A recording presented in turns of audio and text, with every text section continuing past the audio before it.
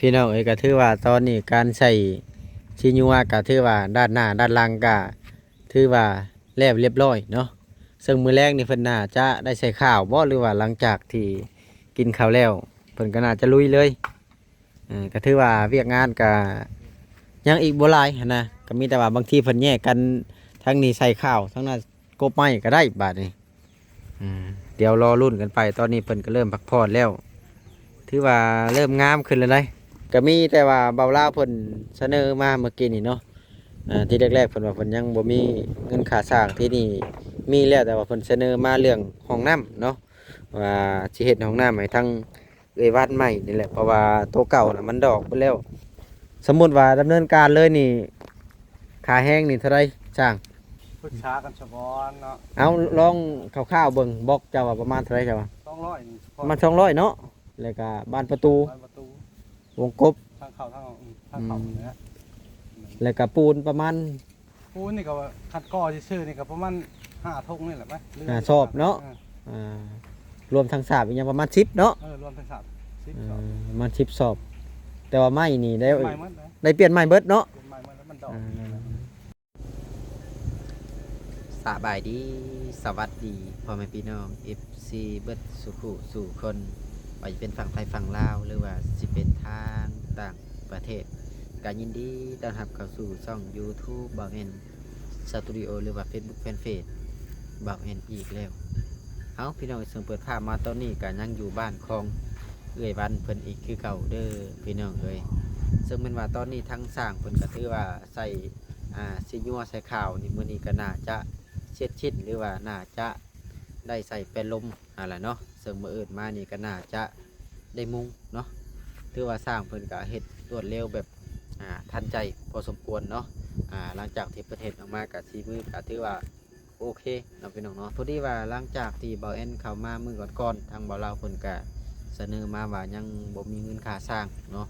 ซึ่งมันว่าเบาแอนได้มาถามเพิ่นมื้อนี้เพิ่นว่ามีเป็นที่เรียบร้อยคือที่แรกๆก็ทั้งพ่อกับแม่เพิ่นอยู่ต่างประเทศนั่นแหละหรือว่าแม่เพิ่นอยู่ต่างประเทศเพิ่นก็เสนอมาอยู่ถ้าว่าเบาลาวขาดเรืออีกยังเพิ่นก็ว่าทั้งแม่เพิ่นจะสมทบเข้ามาเนาะในเมื่อเบาลาวมีเงินค่าสร้างแหละเพิ่นก็มีแต่ว่าแนะนำถ้าว่าทั้งผู้หลักผู้ใหญ่เพิ่นอยากช่วยนะเพิ่นก็มีแต่ว่านี่แหละจะซ่อมแซมเนาะซ่อมแซมห้องน้ำนี่เลยเนาะนี่แหละถ้าว่าผู้หลักผู้ใหญ่อยากช่วยเพิ่นว่าเป็นซ่อมแซมห้องน้ำได้บ่เพราะว่าห้องน้ำนี่พวกมันกินเบิดแล้วพี่น้องกินไม้มันกินเบิดแล้วมีแต่ว่าถ้าว่าเฮาซ่อมแซมนี่ก็ซื้อบล็อก200 ก้อนแล้วก็ปูนประมาณ10 สอบแล้วก็สังกะสีเนาะสังกะสีประมาณสัก5 แผ่นนี่แหละเนาะส่วนมาเรื่องค่าสร้างนะสร้างเพิ่นว่า3,000เนาะทั้งก่อทั้งสาบ3,000แล้วก็มีแต่ว่าซื้อวงกบบานประตูมาใส่ก็ถือว่าเสร็จชิ้นเนาะมานี่แหละครับพี่น้องเดียวจะอัปเดตรอบๆนี่เบิ่งอีกทีนึงเนาะหลังจากนั้นก็ถือว่าจะกลับออกไปนะเอาพี่น้องเอ้ยก็ถือว่าตอนนี้การใส่ชีญัวก็ถือว่าด้านหน้าด้านหลังก็ถือว่าแล้วเรียบร้อยเนาะซึ่งมื้อแรกนี่เพิ่นน่าจะได้ใส่ข้าวบ่หรือว่าหลังจากที่กินข้าวแล้วเพิ่นก็น่าจะลุยเลยก็ถือว่าเวียกงานก็ยังอีกบ่หลายหันนะก็มีแต่ว่าบางทีเพิ่นแยกกันทั้งนี้ใส่ข้าวทั้งนั้นกบไม้ก็ได้บาดนี้เดี๋ยวรอรุ่นกันไปตอนนี้เพิ่นก็เริ่มพักผ่อนแล้วถือว่าเริ่มงามขึ้นแล้วได้ถือว่าโอเคพี่น้องเอ้ยเริ่มเป็นเฮือนแล้วคันกบนี่มันงามเลยได้คันกบนี่คันบ่กบนี่มันก็บ่ค่อยงามปานใดถือว่าคักแล้วนี่ถ้าเฮาเทตีนมันนี่ก็แห้งแน่นแล้วนี่สร้างเฮาก็หลายคนอยู่เนาะ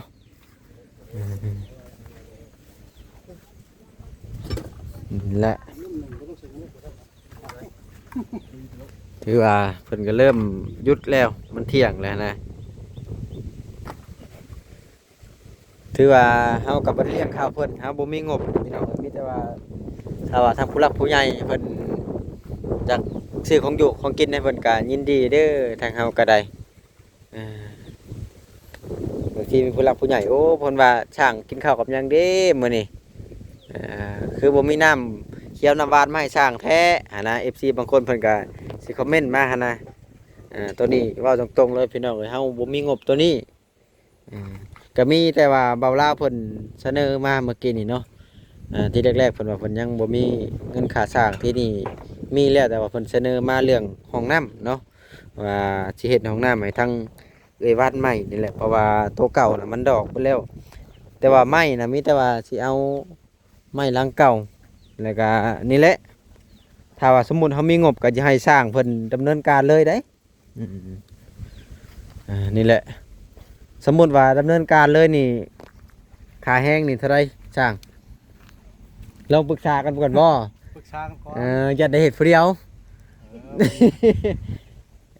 มาปรึกษากันซะก่อนเนาะ เอาลองคร่าวๆเบิ่งบอกเจ้าว่าประมาณเท่าไรเจ้าว่า 200นี่ ประมาณ200เนาะแล้วก็บานประตู บานประตู วงกบ ทางเข้าทางออกทางเข้าเนี่ย แล้วก็ปูนประมาณ ปูนนี่ก็ว่าคัดก้อซื่อๆนี่ก็ประมาณ5ทงนี่แหละมั้ย ชอบเนาะรวมทั้งสาบอีกอย่างประมาณ10เนาะ รวมทั้งสาม10สอบ ประมาณ10สอบ แต่ว่าไม้นี่ได้ ใหม่หมดเลย ได้เปลี่ยนไม้เบิดเนาะ เป็นใหม่หมดแล้วมันดอก เปลี่ยนไม้เบิดไม้นะ นั่นแหละ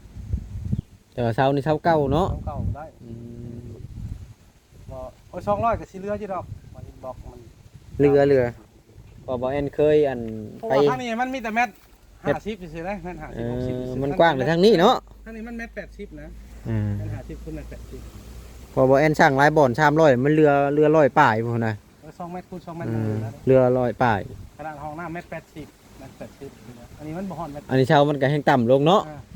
200นะสั่ง200เลยถ้าว่าสมมุติมีผู้รับผู้ใหญ่เพิ่นเสนอเข้ามาหั่นนะก็มีแต่ว่าไปลองถามกันเบิ่งนะว่าราคาซำใด เอาเฮ็ดฮอดคันใดเนาะ แม่น เรียบร้อยมาแต่ละท่านเนี่ยนึงแต่เราก็ติดซื่อ แม่น ราคามากันเนี่ยนึงนะ ว่ามันสิราคาสำคัญบ่กับแต่ละบ่อนที่บ่แอนไปเฮ็ดอะนะ คือว่าแล้วเขาตั้งใหม่ยังใหม่เขาก็น้อยเอาลาดเลยเนาะ แม่น ลาดแล้วก็ตั้งใหม่ แต่ว่าอันนี้มันมีแล้วอะนะ สอบแทนโบราณ แม่นขุดแท่งเฮาก็บ่ได้ขุดเนาะ เอาบ่ได้พูด เทพื้นเฮาก็บ่ได้เทมีแต่ เท่แล้วมันเลย มีแต่สาบแล้วก็ก่อ ก็แปลงโอ้ส่วนใหม่แล้วหนังดีๆเมื่อก่อนดินบล็อกบ่พอ เออแล้วสิก่อแท่นใหญ่ แล้วก็แท่นใหญ่ ๆเออ แล้วก็แปลงราคา แต่ว่าไม้นะ นี่ก็อยู่ในประมาณ2ล้านนี่แหละแล้วเหมือนว่าจะซะ แล้วทุกอย่างอะเนาะแล้วทั้งก่อทั้งสาบ2ล้านถ้าว่าที่พื้นกระดาษก็ 3,000 เนาะแม่นก็เพิ่นก็ เขาไปได้สิเฮ็ดให้เราอยู่ดอก น้อย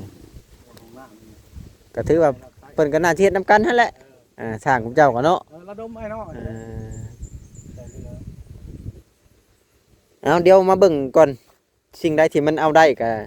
จังว่ากันหั่นนะแต่ว่าสังกะสีนี่สมมุติว่าเฮาเอาก่อนบล็อกมาก็น่าจะได้ออกหั่นนะคือออกมาประตูก็เอาตัวใหม่ถือว่ามันก็ดอกเบิดแล้วเนาะ พวกขึ้น เพราะว่ามันจุพื้นเด้ ไม้นี่แหละ ไม้มันจุขี้ดินเนาะ แทนการของแนวเอานี่แอมมันบ่ใส่ไม้พื้นมันก็ตีบ่ได้ แม่นคันเฮาอาบน้ำจะแห้งเปื่อยอันนี้นะ พังเลย อันนี้มีแต่เข้าซื่อนะ มีแต่เขาชื่อ มีแต่ว่า เปลี่ยนไม้ให้แล้วชื่อไม้มาเปลี่ยนไม้ ไม้ก็3เซน4เซน5เซนเนาะแต่บ่ลาวเพิ่นว่าเอาตัวนี้ก็ได้เพิ่นว่าหั่นนะไม้นะเพิ่นเสนอมาว่าถ้าผู้หลักผู้ใหญ่ทางบ่แอนอยากช่วยเพิ่นว่าหั่นนะ ไปลงกันไหมเราคมราคาไหมน้อง โดย บอกกันถูกต้องกันแต่เก็บ แม่นมีแต่ว่าแม่น เรียมกับบ่ขาด แม่นและสร้างหลายคนก็ต้องเว้าให้มันตกลงกันหั่นนะ เป็นว่าผ่านมาเดี๋ยวตัวได้ช่วยเหลือได้ก็ช่วยไป แม่น แล้วพอกันก็พอกันเติม แม่นก็ถือว่าตัวนี้ก็บ่แพงชำบ่อื่นนะบ่อื่นนี่เพิ่นเอาแพงกว่านี้ ปกติมาห้อยบอลอื่นเขาก็ห้อยลักๆมันนี่ก็นู่น15,000พุ่นแหละคันว่าสมบูรณ์แบบมันจะเห็นได้นะ แม่น อันนี้ก็เฮาก็จะช่วยเหลือพอคนใกล้กันเฮาก็คิดเห็นลูกหลานนี่แหละเฮ็ดได้ แม่นแหละ นะว่า7-8,000ก็นะตามช่วยเหลือซะ น้อย บ่ช่วยก็ยังสิได้เฮ็ดอยู่แล้วยังสิได้มากยังแล้วบ่มีบ่อยู่บ่อนเช่าเฮ็ดได้เนาะ แม่น ตัวนี้จังล้มกันไหมว่าซั่นซะเนาะ อันนี้มีแต่ว่า มีแต่ว่า ถ้าว่าผู้หลักผู้ใหญ่เพิ่นว่าโอเค ก็เสนอไปเนาะ มีหยังก็ขอ แต่ว่า ซื้อ ก็ ไว้หั่นแหละ บ่แพงปานใดเนาะก็มีแต่ว่า เอา ถ้าว่าอยากช่วยก็เอ้าเรื่องน้ำเย็นเนาะเรื่องน้ำเย็นเรื่องน้ำเย็นให้เพิ่นน้ำก้อนน้ำอีหยังนั่นแหละว่าง่ายก็ได้ ขอน้ำเย็นเนี่ยเป็นหลักว่าซั่นซะ ว่าเพื่อนนี่ก็มันไปได้30%เลยนะ แม่นแต่ว่าคือบ่ลาเพิ่นก็บ่มีงบคือเว้าง่ายๆหั่นแหละ ที่บ่โดนบ่นานไปได้หลายเติบบอกเลย มื้อแรกนี่ใส่ข้าวนี่แฮงคือกว่านี้เด้เนาะตอนนี้ใส่ที่ยัวถือว่าเซาอีหยังก็ตรงเนาะถ้าว่าเฮาเฮ็ดเซาเหลี่ยมเนาะ เสาเหลี่ยมมันสิไข่กว่า นี่เข้ากับสายกลมมันก็เวลาใส่เส้นผ้าก็สิง่ายเด้ มันก็สิง่ายกัน เออ มันก็สิยากกว่าเสาเฮามันบ่ได้แบก แม่นเสากลมมันก็สิยากนั่นแหละ มันก็เซใต้เซนึง เตะตีนชาตีนขวาเนาะ มันก็ไปทางนั้นหมอหนึงไปทางนี้เลย แม่นแม่น ถึงว่ามันโคตรมันก็บ่โคตรแห้งมันจะพอได้ปรับ ก็ได้แล้วซั่นนี่นะตามเสาที่เฮามันบ่เทิงเกตนั่นแหละเพราะว่าเฮาหาเสาใหญ่อีหลีมันยากหันนะ เอาคันมันได้แบบมันก็ให้15 16เมตร15 16เมตรอันนี้มันก็บ่อนตกบ่อนยังหั่นแหละ แม่นแต่ว่าเรื่องราคาได้มันก็หน่อย ว่าคันมันเต็มมันนี่ราคาเขาก็ พันอยู่เลยเนาะ ขึ้นไปก็เลยอันนี้มันก็ราคา ถ้ายาวก็กว่าอยู่ได้ถ้าว่ามันยาวนะ ยาวมันก็กลัวเลยนี่เขาก็ยังบ่อยากซอย เพิ่นก็ต่างซอยเนาะ ซอยเขาก็บ่อยากซอยนะให้เราคีนบ่ได้ คันบ่เอานี่จักไผสิซอยเนาะ คนเมานี่จะไปที่ซอยเราก็พยายาม แม่นแม่น มีห้างนางหมา ก็คือเหตุผลที่เพิ่นสิย้ายขึ้นมาพี่ก็คือว่าน้ำผมมันเค็มนั่นแหละ มันบ่มีน้ำใช่มันบ่มีน้ำ หนึ่งงากะถ้าว่าทางใหม่ก็จะมันถึกมันเค็มอีกหั้นนะ ท้องมากอ่ะมันอยู่ในแบบใกล้ห้องน้ำแน่ แม่น พามาเช็ดไหมมันก็คาดงบประมาณนี่แหละใส่ห้อยลงมาแห้ง แม่น คา แม่ ด น ไปหมดอะไร คือบ่แอนชื่อล่าสุดนะอุปกรณ์ห้องน้ำอีหยังต่างๆนะ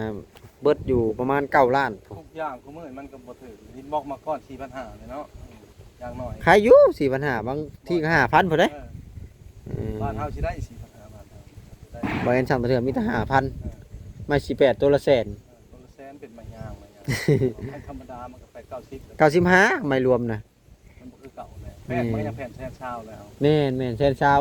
ตะกี้แม่นั่นตะกี้ 60เนาะ 60 70ไม่ธรรมดามันก็ราคาถึง เออ อย่างเก่า อ่า ฮะ ๆเพิ่นนั่งกินเองเพียกอยู่ติ ปกติแล้วยังกินเองเพียกยังสิ อืม เพิ่งทางไหนแต่ข้าว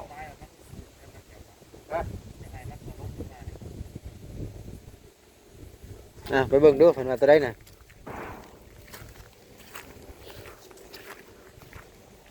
มันต่ำเลยเข้าบ่ได้อีกแล้วย่างขึ้นบ่ได้ฮะมันหยกมันกับบ่จะคิดชวนกันแล้วมันแนมมันก็บ่จะคิดเนี่ยทำน้ำมันก็จะพุ่งกันเลยเนาะพอข้าวกันไปอีก แม่น เนาะ มันกระชั้นอยู่ได้ ท่านอยู่ประมาณอย่างนั้นมันท่านอยู่ อย่ามันชัดกว่านี้เออ อย่างนั้นมันท่านแบบนี้เลยอย่างนั้นจะลงมาต่ำ อืม ถ้าได้หยกตัวน่าจะดีแล้วหยกตัวมันก็จะพุ่งแล้ว หยกโตน่ะพุ่นแหละหยกท่านน่ะ น้อยจะดีน้อยกัน คำว่าหยก ถ้ามาเบิ่งอยู่ลุ่มแล้วก็ชมชวนกันแล้วนี่แหละว่ะก็ข้าวขึ้นไปมันก็เหลือแต่น้องแอมกับแป้นช่องแผ่นเท่านั้นนะ แม่นเพิ่นใส่ข้าวขึ้นก็4เซนเนาะเออ พอแอมแล้วแป้นช่องแผ่นพุ่งทัน เจ้าอยากให้มันชัน มันยังไงชั้นกันที่แรกไม่มันมายากแล้วกันอยากให้ชั้นเอาเสาตัวนี้ย่ำลงอีกมันก็ง่ายแล้วเพราะว่าเอาขึ้นได้อยากให้มันวิดหัวเนาะแทนการอยู่ในแบบเนาะถ้าเอาลง ๆถ้าเอาลงแล้วตัวนี้มันสิต่ำเด้นี่ เอาสีต่ แม่น ำมันเอาขึ้นไปมันสีต่ำ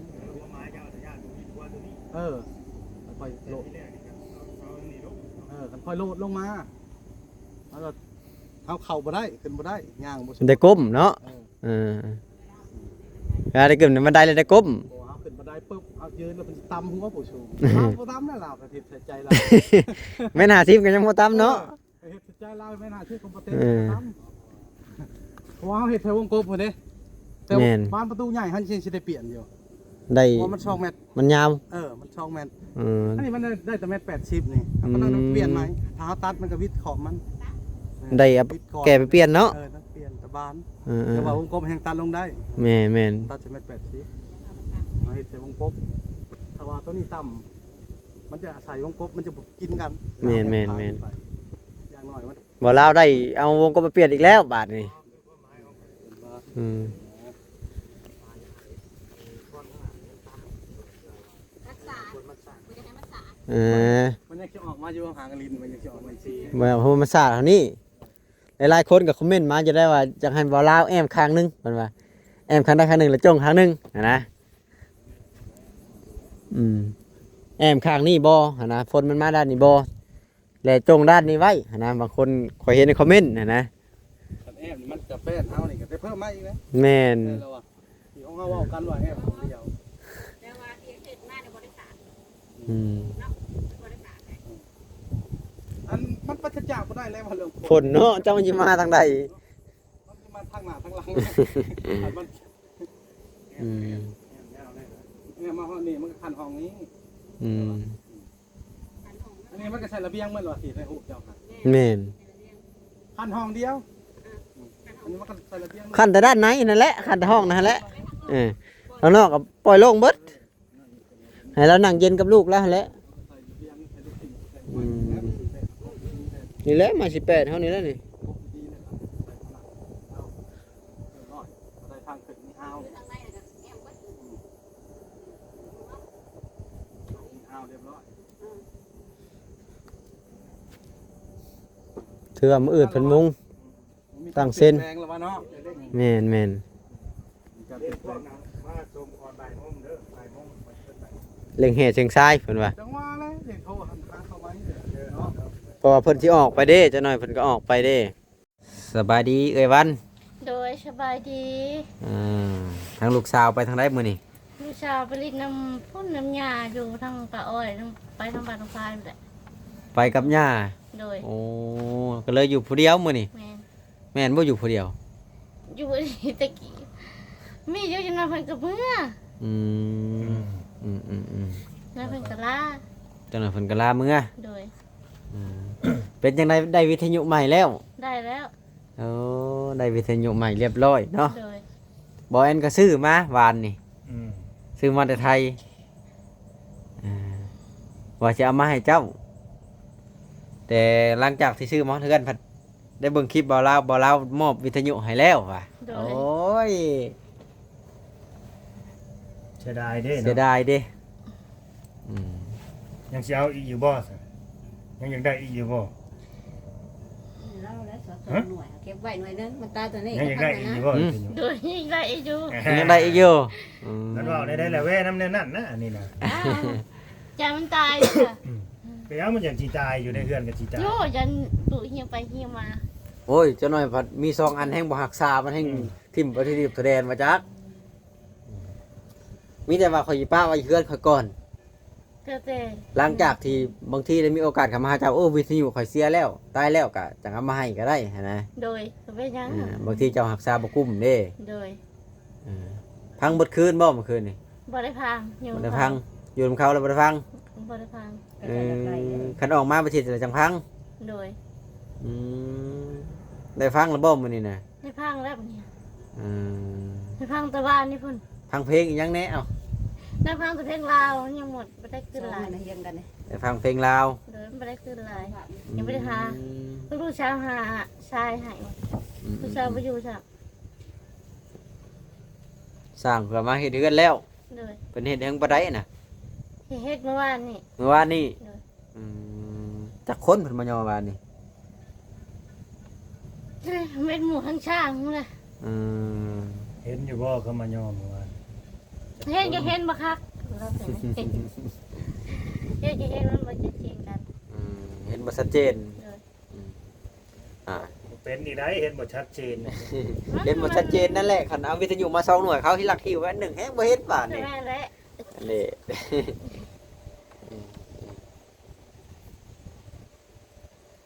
บ่เอ็นก็บ่ได้มาวานนี่เจ้าฮู้จักบ่ เห็นอยู่เวลาเพิ่นเนาะว่าบ่เอ็นไปไทยได้ลงกรุงเทพแล้วเวลาว่า เจ้าบ่เห็นหรือบ่ลาวเห็น เวลาบ่ ว่าเพิ่งหาได้ เจ้าว่ามื้อนี้ ว่ามื้อนี้ รักสิทาโต ข้อยไปทำงานบ่มีเงินใส่น้ำมันมาเดี๋ยวนี้นะจนแฮงเดี๋ยวนี้บ่ ปิดวิวบ่ฮอดพันเลยเดี๋ยวนี้นะมือละ20,000กีบก็บ่ได้โพด บอกที่ ก็นั่นเหมือนกันเรียนบ่ได้ บริกดเดือนนี้นะพี่น้องเอ้ยยอดวิวก็ลดหน่อยถอยลงก็เด้อก็ดีอ่ะงามเลยบ่เฮือนน่ะเห็นแล้ว เห็นงามมันบ่เห็นงามมัน ยังบ่เห็นซ้ เลย ำเห็นแต่เช้ามันได้ซื่อ แม่ จักงามบ่งามบ่จัก ลูกเป็นลูกเบิ่งมันแล้วคนแล้ว ให้ลูกเบิ่ง เลย เจ้าน่ะบ่เห็นแล้วเนาะ เห็นแล้วมันแล้วได้กินไปถูกไป มีแต่ท่านอนอย่างเดียว ถ้านอนอย่างเดียว แต่ว่าเพิ่นก็สิปูให้ไปสิได้เอาบ่แบบนี้ปูแป้นแบบนี้เอาบ่ ปกติ บ่ติอีก เลยปกติจ้ะ ปูตีบๆและห่างบ่สิมันก็ปัดง่ายคันว่าห่างบ่สิก็ได้แต่มันก็สิบ่งามหั่นนะแต่ว่าเรื่องปัดนี่ปัดมามันก็ตกป่องเลย เลย เพิ่นกำลังขึ้นโครงหลังคามื้ออื่นได้มุงอีกประมาณ 2-3 มื้อนี่แล้วบ้านเจ้าขึ้นฉลองเลย แม่ แต่บ่ฮู้ว่าทางนี้เพิ่นสิถือบ่เอาพรรษาบ่ต้องถือเนาะมันสิหนักเนาะ ช่วงเข้าพรรษาแล้วแหละ มันก็คือเรื่องอยู่ย่างเลยแล้วมันจะเราตกเดือน ถือว่าได้เฮือนหลอกอย่างดีบัดนี้โอ้ยฉันสิอยู่ อีกช่วงเดือนได้ดอกผู้ชาย แม่นแหละ2 เดือนพุ่นแหละเข้าพรรษานี่ก็ยังบ่ฮอดเดือนช่ำฮอดแล้วเนาะเข้าวันที่28ยังอีก2 มื้อ28-29เข้าพรรษายังอีก2 มื้อนั่นแหละเดือนหนึ่งพอดีนะ เดือนหนึ่งไม่ได้แล้วเนาะ แม่นพอดีเดือนหนึ่งเลย เดือนหนึ่งยัง อยากได้อยู่บ่ห้องน้ำใหม่ จะได้อยู่หามันไป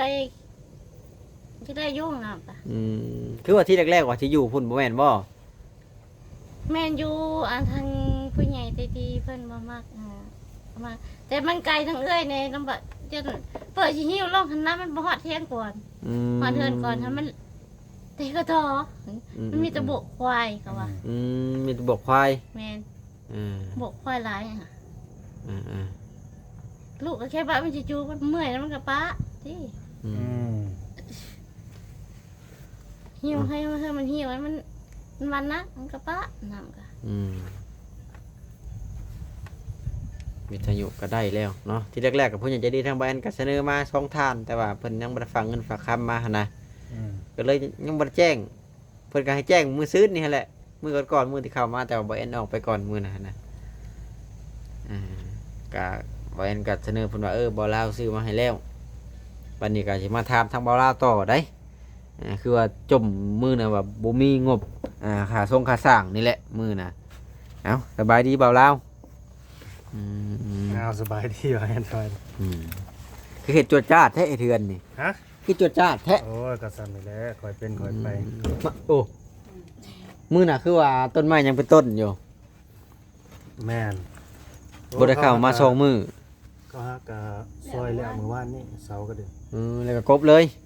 ซอยแล้วแล้วก็กบเลยแก่ขึ้นมาเลยเมื่อวานนี่วันพุธเด้มือดี มือดีมืองามเพิ่นเล่งใส่เลย งามแม่น อืม มื้อนี้น่ะยกบ่ได้ได้เพิ่นน่ะมันประหัด เพิ่นก็เลยเอามือดีมืองามเนาะ เอามื้อวานนี้ อืม มื้อวานนี่มือดีมืองาม เบิดมื้อ งามเบิดมือย กมื้อวานนี้ งามคักเลยบาดนี้เนาะ แม่น เสากบเสาสี่เหลี่ยมห้อยมันก็เวลาที่เข้าฟ้านี่ก็งามเด้ มันบ่ได้หอมได้เบิ่งแล้วนะบ้านนี่น่ะ แม่นแล้ว 4คูณ คุณห้าได้แบบอยู่ 5บ่ได้หอมหลังบักใหญ่นึง จังสิอยู่ สอง ลูก แม่ สาว ซ้ำสิอยู่ เป็นจังได๋ขาช่างมีแล้วบ่คือว่ามีแล้ว มีแล้วเขาสร้างมีแล้วเด้อบางแอน วางแผนที่เฮ็ดหยังให้เพิ่นต่อไปบัดนี้ ห้องน้ำมาแล้วว่าห้องน้ำ อยากเห็นห้องน้ำให้เพิ่น แม่น ให้มันดี ห้อง ๆ น้ำครับคันว่าเป็นไปได้ก็เทพื้นน้ำมาแล้ว เนาะ เทเพิ่นนี่เรื่องปูนบ่ แม่นเรื่องปูนเรื่องหินทรายหั่นแหละทุกอย่างหั่นแหละ เนาะ กินทรายเขาสั่งเข้ามาหน่อยที่พ่ออยู่มั้ง จักมันสิพ่อหยังต่อหินทรายสั่งเข้ามานี่ก็เพราะว่าสั่งเข้ามาอย่างละครึ่งรถน่าสิพ่ออยู่ดอกอันห้องน้ำน่ะ คือห้องน้ำนะเฮา ก็ ใช้ ส แต่ ร้างห้องน้ แต่ทรายหั้นนะบ่ได้ใส่หินบัดนี้เนาะ แม่นพอหาเทพื้นนี่เด้ เทพื้นแล้วเรียบร้อย มีใส่แต่สิทรายทรายอย่างเดียว อั น่าน สิ นี้ พอ จากซอนแฟมของน้ำมาเพิ่นว่าว่าซั่นซะ แม่น แต่ค่อยก็ลอง ห้องน้ำนี่ก็เหลือบล็อกกับปูน ปูนแล้วก็หลังคาเท่านั้นน่ะ หลังคาแล้วก็ประตู ประตูเนาะ แม่น วงกบนั่นที่ต้องใส่ วงกบประตู อ๋อ แต่ว่าค่าสร้างเพิ่นว่าคร่าวๆประมาณ 3,000เพิ่นว่านะ โอ้ อืม ประมาณ 3,000 ประมาณ 3,000 2ล้านนะเพิ่นว่า2ล้านก็สร้างให้เรียบร้อยตั้ง โอ ประ เค ตู ได้ 3,000เนาะ แม่นและ ทางเราซอย เขาเจ้าซอย ตั้งซอยซื่อๆนะ เชิญเด้อสิไปได้บ่ได้แน่น อื อน มมีแต่ 8,000อยู่บนอื่น โอ้ย ทางเพิ่นซอยพี่น้องเอ้ยเนาะ นี่ เอา แม่ เขา น จ้างมาแล้วก็8,000 แม่น 8,000 8,000 7,000 6,000 ขนาดอันนี้ยังถือได้เอาเฮือน คือเอาไปทำมื้อนั้นแหละตัวตกใจ 20,000 เดินมาเว้าเลย เราก็ฮู้จักอยู่คันว่าบ่อื่นแล้วก็15แล้วอ่ะ15หรือว่าเพิ่นต่อได้ก็ลดลง อืม เพิ่นก็เคยเฮ็ดได้ประมาณซำนี้หันนะแต่ว่าอันนี้เพิ่นก็ตั้งเฮ็ดให้เราว่าหั่นนะอืม ว่ามันบันทึกในใส่ คนเจ้าของเนาะแล้วกดออกรถ เอ้ามีแต่ว่าบางทีบ่แอนเสนอทางผู้หลักผู้ใหญ่เพิ่นขึ้นหั่นนะ ขอบคุณลวงหน้าเด้อผู้รักผู้ใหญ่ทางบ่าวแอนเนาะ เออ ท่านว่าอยากสมทบกันมานะพี่น้องก็คือที่เฮาแจ้งไปหั่นแหละ เนาะ ในงบส่วนตรงเฮือนนี่คือมีครบเบิดแล้ว ครบแล้วเนาะ ไปหาเบาได้บ่เราเพิ่น อยากไปเบา แม่ ไปโลดแล้ว เออ อย่าไป ได้แล้ว ไปโลดไปเบาทางใดอ่ะน่ะเข้าห้องน้ำบ่ไปนักหรือไปเบา ไปเบาชื่อได้ ไปเบาสื่อ เอ้าก็ถือว่าได้ฮู้จากเบาลาวแล้วเนาะพี่น้องเนาะมีแต่ว่าผู้หลักผู้ใหญ่เพิ่นก็น่าสิเบิ่งคลิปอยู่ดอกเพิ่นก็น่าจะเสนอมาหั่นนะ โดย เพราะเพิ่นก็เว้าตั้งแต่ว่ามาถ่ายว่าที่ลงมือเฮ็ดบ้านให้เอ้ยวัน โอ้ นั่นแหละเพิ่นก็ว่า ทีแรกเพิ่นว่าสิเฮ็ดบ้านบ่ บ่เพิ่นสิถ่าสมทบ อ๋อ เพิ่นสิถ่าสมทบว่าค่าเรืออีหยังหั้นนะ โดยนึกว่าเพิ่น แรกๆนะ นึกว่าเพิ่นมีจุดประสงค์นึกว่าเป้าหมายว่าสิเฮ็ด บ่ บ้าน บ่ ให้ใหม่นั่นนี่ เพิ่นมีแต่ถ่าสมทบ อืม คือยกตัวอย่างแบบว่าจะบ่พอหลังคาเพิ่นออกซอยประมาณนี้หั้นนะ อีหยังขาดอยู่เนาะ แม่นแต่ว่าพ่อก็ว่าสินี่แหละเสนอห้องน้ำเพิ่น โดยเสนอห้องน้ำไปเบิ่ง เส เนาะ นอห้องน้ำไปลองเบิ่ง พิ่นซอยได้นะก็ ก็ยินดีเนาะ ก็ยินดีแล้วก็เบิ่งแล้วห้องน้ำนะพี่น้องเอ้ย มันไปเบิดเลย มันไปเบิดเพราะว่ามันถึกขี้ดินถึกอันนั้นปวกมันให้มักกินนะ มันยังเงิดอยู่ปวกมันขึ้นไปกินได้ในเมื่อเฮาเทปูนเป็นพื้นแล้วก็ บ่มันไต่ขึ้นมาเด้ขนาดตึกปุ๊อยู่ดาดฟ้าเพิ่นมันยังขึ้นไปกินไม้วงกบอยู่เถิงมันขึ้นได้จ้ะวะ โอ้เนาะอันนี้ก็ดี เอาประมาณนี้แหละซะ โดย จบคลิปเลยได้ซะ เอาสบายดี สบายดี สบาย